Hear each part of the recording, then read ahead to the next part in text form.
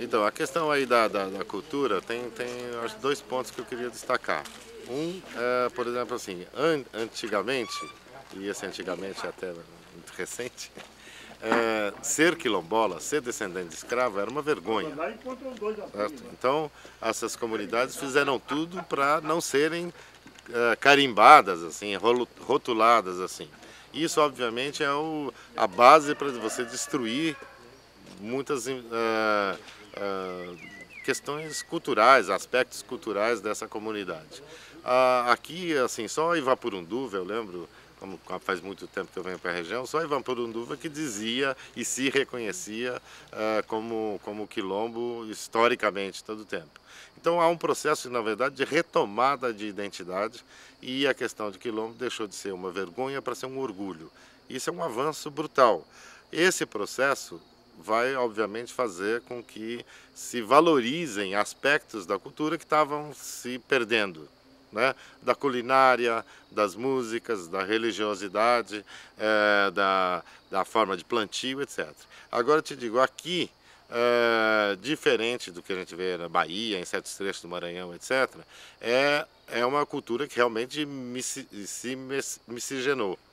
E há, às vezes, um predomínio de certos aspectos que são até indígenas, muito mais do que afro, né? Então, aqui, por exemplo, você não tem as típicas religiões afro-brasileiras. Os quilombos aqui todos são ou católicos, ou tem um que é Cangume, que tinha, não sei se o conjunto todo, mas grande parte da comunidade que era espírita. Então, por exemplo, na religiosidade você já vê uma diferença muito grande em relação a outras áreas aí do Brasil. Nós vos glorificamos, nós vos damos graças por vossa imensa glória. Senhor Jesus Cristo, Filho do Infinito. Eles já me contaram sobre bombas, mais ou menos, quando vai para lá, não tem estrada, só estreito pelo mato, mas eu ainda não acreditei. Mas hoje eu vim com a Lauro, minha companheira, cheguei aqui mais ou menos, nós gasta 2 horas até aqui chegar aqui. Lá no meio da floresta, tem um pandango formado, tem uma casinha modesta, tem um nano lenço preto, que tem chapéu na testa, tem um macho na espora, por na mesma hora, se lá na festa. Tem um macho na espora, por na mesma hora, se lá na festa. Porque eu gosto? Eu gosto pela vantagem. Para nós a vantagem que tem é sossego quando não tem perturbação, porque lugar de cidade grande, a gente sabe como que é uma cidade grande, e nós somos uma pessoa sem sabedoria, não temos como ficar dentro da cidade grande, porque se nós não temos como se empregar, somos uma pessoa analfabeta, não temos leitura, não temos nada, como que nós vamos ficar morando dentro da cidade grande sem recursos, sem capacitação? Porque, então, o sítio é lugar de ter caipira. Eu acho que um caipira moda nós, porque nós não temos capacidade para ser um morador dentro da cidade. Como que nós vamos comprar uma casa para nós morar na cidade? Como que nós temos o emprego para nós cuidar da nossa família? Eu tenho 15 netos, tá aí, aquela ré que tá ali, quase, irmão, para tudo. Junto comigo, tem o amor em nós, e a gente cuida, faz o que pode por neto, porque neto é a minha coisa de filho. Uma da tira na grota, cada da tira que eu dava, colocando na minha bota, 4, 5 caía no chuchu de dia, de 4 cavalos. Aí, a primeira coisa que foi, já é antiga, tradicional do nossos avô, aí, é a festa de Santo Antônio. Então aí, para aparear, tem a missa também. E essa mesada dos anjos é tradicional. A mesada dos anjos é tradicional, antiga, quilombola, antiga, de família, antiga, que nós não podemos deixar ela. Faleceu o meus avós, ficou com meus pais. Dos meus pais, faleceram, o pai deles ficou os filhos, que está sendo eu, e dos meus filhos, vai virar para o meu neto e as outras famílias aí. Espero sim que nós conseguimos.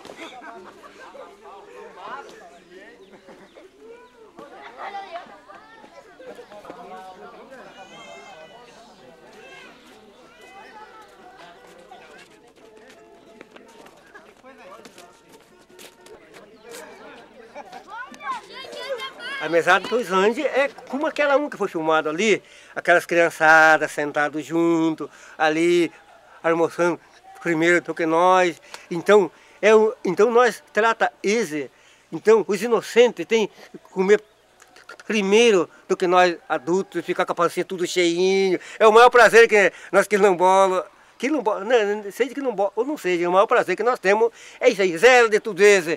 Aí almoçar, então aí os adultos, como somos nós, é um prazer nosso, é antiga essa promessa que nós temos sempre pedido para tradicional, isso aí é reza tradicional.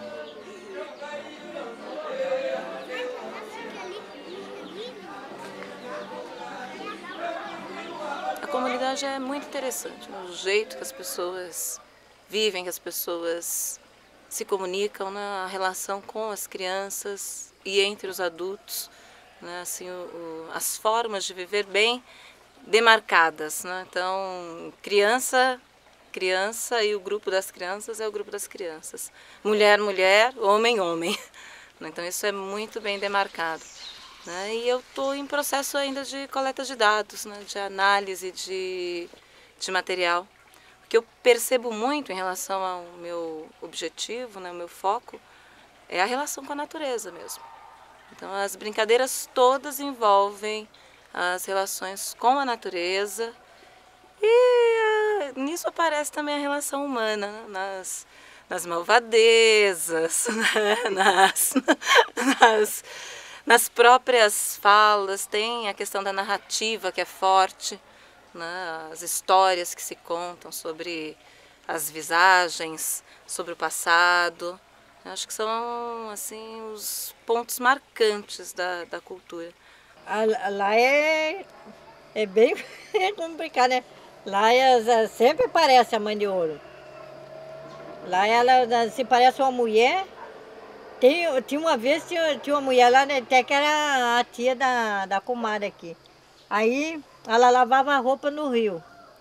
E daí um dia, né, ela viu aquela mulherzona rodeando a roupa dela lá no rio. Aí daqui a pouco a mulher pegou e consumiu com a roupa dela, né? Daí a defunta Ana, ela pensou que disse que nós tínhamos ido lá no rio caçar peixe e tinha roubado a roupa dela. Daí ela falou assim, roubaram minha roupa. E ainda nos xingar, né? Xingar e falar que nós tínhamos roubado a roupa dela e tinha roubado. Daí ela pegou, daí apareceu uma mulher e gritou para ela, falando assim, Ana, a sua roupa, venha ver, tá aqui no areião. Daí você falou que tinha roubado, tá aqui, eu peguei. Daí ela pegou outro dia, né, na boca da noite, aí pegou e subiu a rio assim, achou a roupa dela tudo enterrada na areia. A mãe de ouro tinha pegado. O motivo de mãe de ouro, sabe, meu avô Gregório estava tirando peixe, como é o nome da tapijara, né? Tapijara do rio né? lá, para fazer a mistura, para comer, sabe? Ele estava catando no rio à noite, depois, quando ele chegou num poço d'água lá no rio lá das bombas, ele viu um negócio, uma bola desse tamanho, lá dentro da água, sabe? Aquilo brilhava assim, ó. Brilhava, tinha o reflexo que você precisa de ver. Aí, sabe o que ele fez? Daí ele foi lá naquele poço e puxando, a água, diz que pelo peito, foi lá, catou aquela bola, diz que tinha o tamanho de um ovo, assim, aquele reflexo muito bonito. Aí o irmão dele, chamado Pedro, falou assim, ele pôs no bolso assim, sabe? E estava muito pesado. Aí ele disse assim, eu não vou levar essa coisa para frente, eu vou deixar aqui. Aí ele deixou num toco de madeira assim, sabe? E foram continuar pegando os peixes. Dali a pouco, outro dia eles foram dormir, levaram os peixes para casa para tratar dos peixes. Aí eles foram dormir, outro dia eles levantou cedo, eu vou ver aquela bola que estava brilhando lá. Chegou lá, tinha só uma casca, igual uma casca de ovo assim, tinha sumido aquela coisa. É que ele não cuspiu nela, né? Tinha que cuspir para ela desencantar. Disse que sumiu, coitado. Foi embora. Lá na boca da bomba que é tem. diamante, né? Eles falam que tem ouro e diamante, eles falam que tem lá.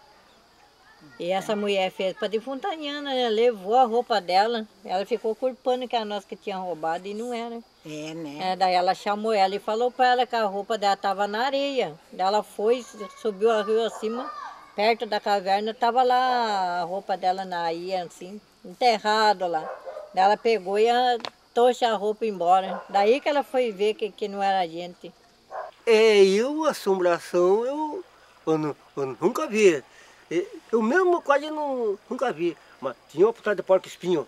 Porco-espinho que diz que tinha aí, mas eu mesmo nunca vi.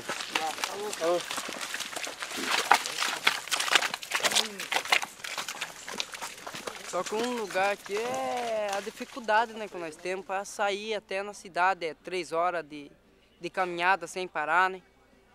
Até chegar no comércio. Só que nós vai assim cedo, quando é à tarde, nós já estamos de volta, né? Leva a lanterna, tudo. Aqui antigamente também era perigoso essas crianças mais pequenas andar sozinho, né?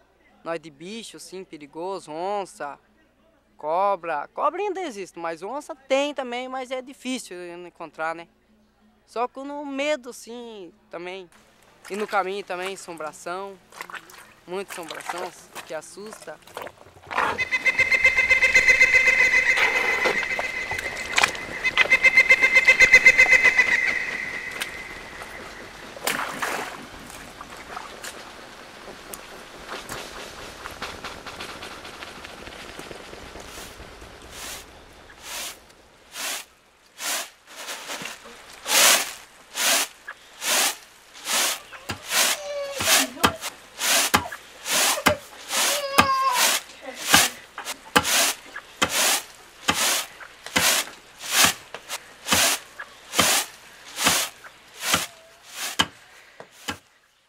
A partir da Constituição de 1988, foram reconhecidas formalmente e constitucionalmente as comunidades aí descendentes, né, dos quilombos. E quilombos deixou de ser uma coisa só, assim, comunidades que fugiram e que tiveram lutas, como o caso de Palmares, assim, tipicamente, né? Passou a ser realmente uma visão mais ampla de remanescentes de comunidades que às vezes nem tem só negros, mas tem dominantemente negros, mas às vezes que também comercializavam, tinham uma relação não necessariamente de conflito com a sociedade, digamos, mais escravagista de antigo. Então hoje existem estudos antropológicos feitos, o caso de Bombas, e aqui na região você tem a maior concentração de quilombos de toda a área da Mata Atlântica, né? E vários deles tinham superposição de território na área de parque. Em alguns casos foi bastante conflitante, porque ao mesmo tempo assim, são parques de extrema importância para a conservação da biodiversidade, para a água, para os serviços ambientais, para a paisagem, para o desenvolvimento do turismo. Tem espécies realmente ameaçadas de extinção, muitas que se encontram aqui. Ou seja, do ponto de vista natural e do ponto de vista também, às vezes, arqueológico, etc., são áreas extremamente importantes e que devem ser preservadas. Esse é o princípio. No entanto, também essas comunidades têm que hoje ter a mesma preocupação da sociedade. E vem tendo. Então é importante conservar onde possível essa convivência de uma maneira harmoniosa. Então, o primeiro passo para a expedição do título de propriedade é o reconhecimento. É o modo pelo qual a gente identifica o território.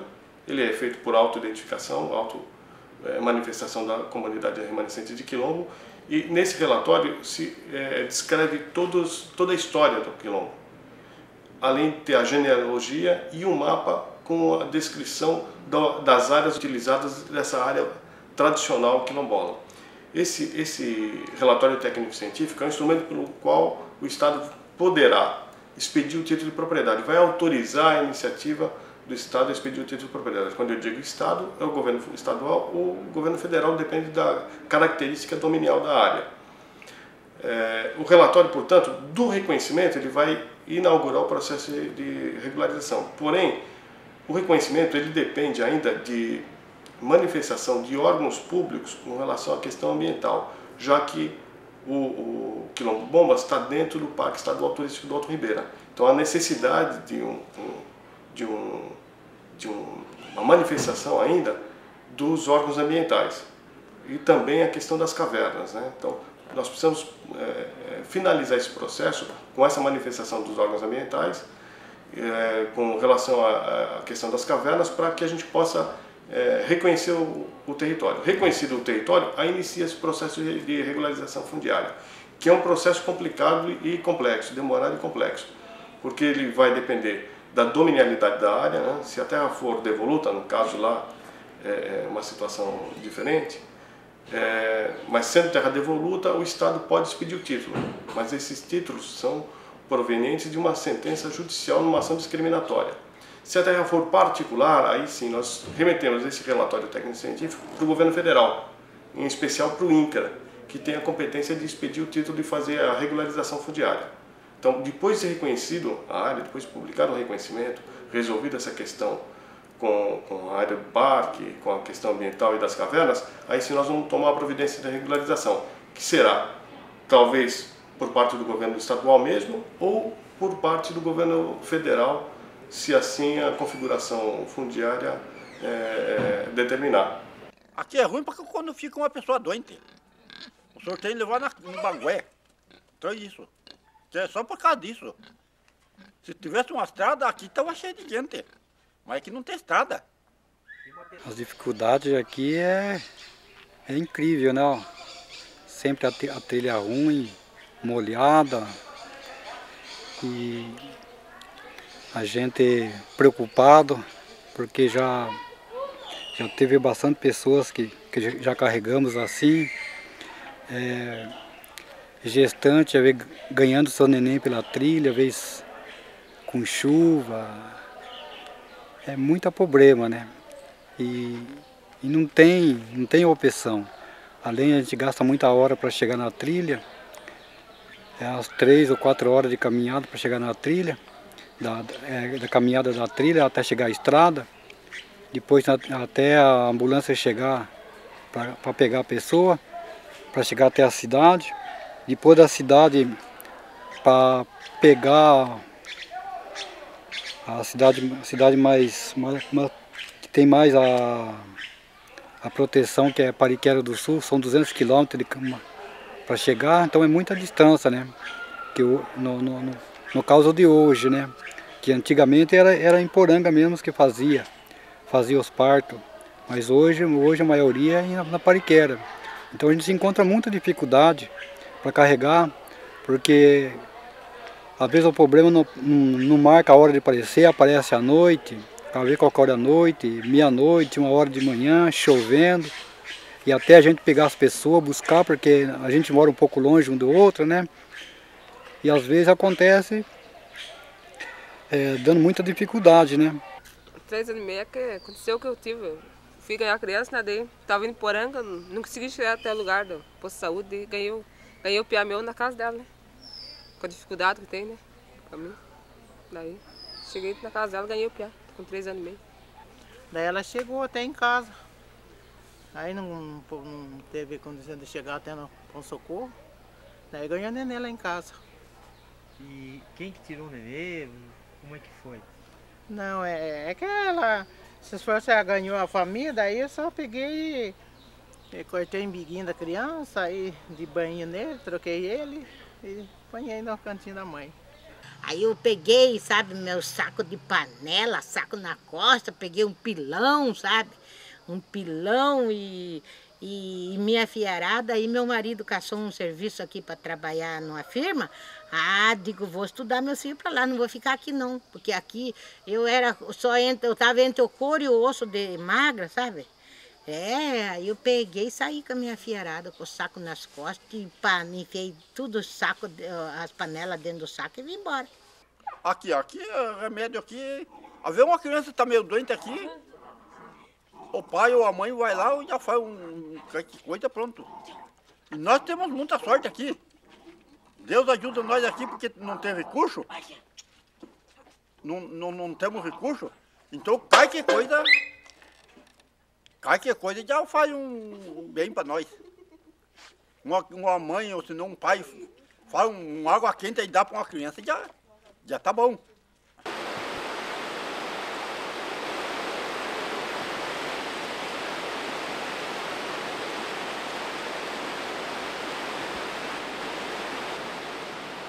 Então, o que acontece na comunidade de Bombas é que eles estão inseridos dentro do parque, né, do Petar, né, que é uma unidade de conservação. Então, devido